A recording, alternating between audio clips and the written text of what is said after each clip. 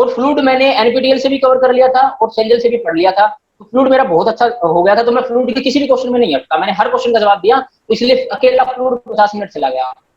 तो फ्लूइड में मेरे से काफी सारे क्वेश्चन पूछे गए, मैं कुछ बता रहा हूँ, बेसिक बहुत आसान क्वेश्चन है, टफ नहीं है, बट बस अप्रोच पता होनी चाहिए। जैसे कि फेमस क्वेश्चन है उनका, एक सिलेंड्रिकल टैंक बनाओ, नीचे एक नोजल, नीचे एक आपने ओरिफिस बना रखा है, तो अब ये बताओ कि टाइम बताओ कि कितना टाइम लगेगा। स्टार्ट इस क्वेश्चन से हुआ था, और टैंक जो है ऊपर से ओपन है, अगर टैंक को ऊपर से क्लोज कर दिया तो क्या टाइम में फर्क आएगा, क्या वो सारा का सारा वाटर जो है इससे एस्केप कर पाएगा या नहीं कर पाएगा।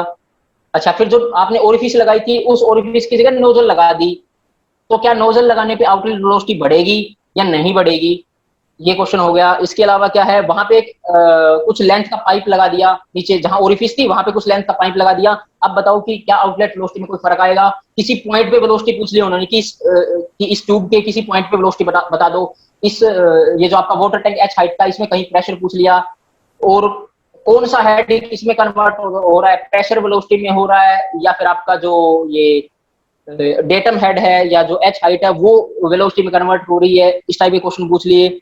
अच्छा, एक क्वेश्चन ये था कि दो टैंक है, एक में H/2 तक मरकरी है, नीचे H/2 तक वाटर है, दूसरे में ऊपर वाटर है नीचे मरकरी है, कौन सा पहले खाली होगा, पहला कौन सा क्यों खाली होगा, ये इस टाइप का क्वेश्चन हो गया। अच्छा, एक क्वेश्चन ये था कि क्लोज सिलेंड्रिकल टैंक है, नीचे ओरिफिस है, 15 मीटर हाइट उसमें पानी भरा हुआ है, और ये बताओ कि कितने टाइम में खाली होगा। अब इस क्वेश्चन को ध्यान से देखना, 15 मीटर टैंक का है, उसमें एयर नहीं जा सकती अंदर, और ऊपर से क्लोज है, कहीं भी एयर नहीं जा सकती, वो कितने टाइम में जो है टैंक खाली हो जाएगा, ये क्वेश्चन था। उन्होंने कहा कि टाइम निकालो, कितने टाइम में खाली हो जाएगा, तो निकालना टाइम था, बट अगर इस क्वेश्चन को ध्यान से देखें तो ये टैंक कभी खाली ही नहीं होगा, अगर उसमें एयर अंदर नहीं जा सकती तो। उन्होंने अपनी तरफ से कह दिया कि एयर अंदर नहीं जा सकती, अगर टैंक जो है 10.3 मीटर तक ही आ पाएगा, क्योंकि हमें पता है वाटर की टर्म में जो हेड होता है वो 10.3 मीटर होता है एटमॉस्फेरिक प्रेशर का। तो अगर उसके अंदर एयर नहीं जा सकती, पहले भी कोई एयर नहीं थी ना कोई गैस थी, तो 15 मीटर हाइट का था वो, तो ये एक टाइप से ध्यान से देखा जाए तो ये बैरोमीटर है, बैरोमीटर टाइप है। तो ये जो 15 मीटर है ना वो 10.3 मीटर तक ही आ पाएगा, उसके बाद पानी बाहर नहीं आ पाएगा। क्यों? क्योंकि दोनों साइड प्रेशर बराबर हो गया ना, इधर से प्रेशर कितना है, एयर का एटमॉस्फेरिक प्रेशर कितना है 10.3 मीटर ऑफ वाटर, अंदर से कितना था 15 से लेकर वो 10.3 तक आ गया। अब जब प्रेशर इक्वल हो गया तो वाटर बाहर आ ही नहीं सकता, ऊपर कोई एयर नहीं है। हाँ। एक्चुअल केस में ऊपर एयर चली जाती है, उन्होंने आइडियल केस दिया, उन्होंने कहा कि एयर अंदर नहीं जा सकती, अब एयर अंदर नहीं जा सकती, वो वाटर कभी मतलब वो टैंक कभी खाली ही नहीं होगा। तो इस टाइप की आपको अप्रोच लगानी है। तो उन्होंने कहा कि खाली क्यों नहीं होगा, तो फिर मैंने बताया कि सर ये प्रेशर इक्वेट हो गया, तो उन्होंने कहा कि ऊपर जो खाली जगह है 15 मीटर का था 10.3 मीटर तक आ गया, उस खाली जगह में क्या होने वाला है, तो वहां पे होने वाला है इवेपोरेशन। मैंने जैसे इवेपोरेशन वर्ड यूज किया, उन्होंने कहा इवेपोरेशन क्या होता है, तो उसके बाद वेपर प्रेशर पे चले गए। इवेपोरेशन, वेपर प्रेशर किस पे डिपेंड करता है, उस सराउंडिंग एटमॉस्फेरिक पे डिपेंड करता है कि सराउंडिंग का टेम्परेचर कितना है आपका, 30 डिग्री सेल्सियस, 30 डिग्री सेल्सियस उन्होंने पूछा कि कितना वेपर प्रेशर होता है, नियरली 2 to 3 किलो पास्कल होता है, तो उसका क्या इफेक्ट रहेगा, उसका इफेक्ट ये रहेगा कि वो 10.3 मीटर से और नीचे आ जाएगा थोड़ा सा, क्योंकि ऊपर वेपर का तो प्रेशर लगना स्टार्ट हो गया ना, वाटर वेपर उसका प्रेशर आ गया, तो वो थोड़ा और डाउन आ जाएगा। अच्छा, ये क्वेश्चन हो गया। उसके बाद जैसे मैंने इवेपोरेशन बोला, तो फिर उन्होंने कहा इवेपोरेशन और कूलिंग में क्या डिफरेंस है, कैविटेशन क्या होता है, वेपर प्रेशर क्या होता है, इस पे क्वेश्चन पूछे गए। अच्छा, इसके बाद उन्होंने टैंक तो मेरे से 15 के आसपास टैंक बनवा लिए थे उन्होंने। मैं कह रहा हूँ क्योंकि क्वेश्चन में मैं अटका नहीं किसी में भी, तो वो क्वेश्चन ही पूछते गए, उन्होंने शायद ही कोई क्वेश्चन छोड़ा होगा। एक क्वेश्चन और बताता हूँ आपको कि जैसे एच एच हाइट का आपके पास वाटर है, वाटर टैंक है, और उसमें नीचे आपने कुछ भी एल लेंथ का, या फिर एक काम और करते हैं H/2, हाँ H/2 हाइट का आपका वाटर टैंक है, जिसमें H/2 हाइट तक वाटर है, और नीचे आपका H/2 हाइट का उसमें जो है पाइप लगा रखा है, मतलब ये भी वर्टिकल है ये भी वर्टिकल है, तो टोटल हेड कितना है H है। तो उन्होंने आउटलेट वेलोसिटी पूछी, तो मैंने कहा सर V = √2gh। तो उन्होंने कहा कि जो ये H/2 पाइप का जो H/2 लेंथ का जो पाइप है, क्या इसमें वेलोसिटी का वेरिएशन आएगा। H/2 वाले में ऊपर H/2 है वाटर टैंक, नीचे H/2 लेंथ का है आपके पास पाइप, तो आउटलेट वेलोसिटी V = √2gh, क्योंकि टोटल हाइट तो h हो गई ना, तो वेलोसिटी आ गई √2gh।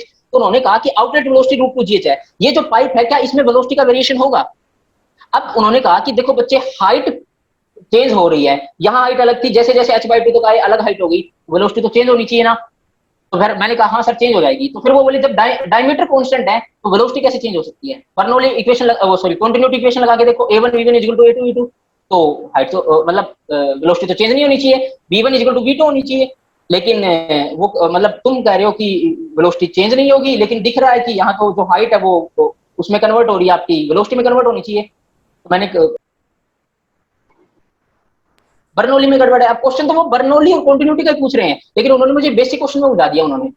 तो फिर उन्होंने, मैं उलझ गया यहाँ पे। फिर उन्होंने मुझे दूसरा एग्जांपल दिया। उन्होंने कहा इसी बराबर में तुम एक बोल लो, कोई भी स्टील बोल या कोई भी बोल ले लो, उसको छोड़ दो। उसको जब छोड़ोगे तो वो जब एच हाइट कवर करेगी, क्या उसकी वेलोसिटी बढ़ेगी? मैंने कहा हाँ सर बढ़ेगी। वेलोसिटी क्यों बढ़ रही है? तो जो हाइट है वो वेलोसिटी में कन्वर्ट हो रही है। तो उन्होंने कहा यहाँ हाइट वेलोसिटी में क्यों कन्वर्ट नहीं हो रही? देखो क्वेश्चन तो बहुत आसान है, बट इसमें उलझा दिया उन्होंने। फिर अगर ध्यान से देखा जाए तो इस क्वेश्चन में जब बॉल नीचे आ रही है ना, तो देखो हम तीन टाइप का हेड पढ़ते हैं बर्नौली में। एक प्रेशर हेड, एक वेलोसिटी हेड और एक हाइट वाला डेटम हेड। बॉल वाले केस में प्रेशर जितना ऊपर है ना उतना ही नीचे है, पीएटीएम है दोनों केसेस में। तो यहाँ पे हेड जो है, एच जो हाइट है वो वेलोसिटी में कन्वर्ट हुई है। इस वाले केस में जो है वो प्रेशर सेम नहीं रहने वाला दोनों जगह। इस वाले केस में जो एच हाइट है ना, वो प्रेशर में, जो प्रेशर है वो एच हाइट में कन्वर्ट हो रहा है। मतलब यहाँ पे जो एच है, डेटम हेड है, वो प्रेशर में कन्वर्ट हो रहा है।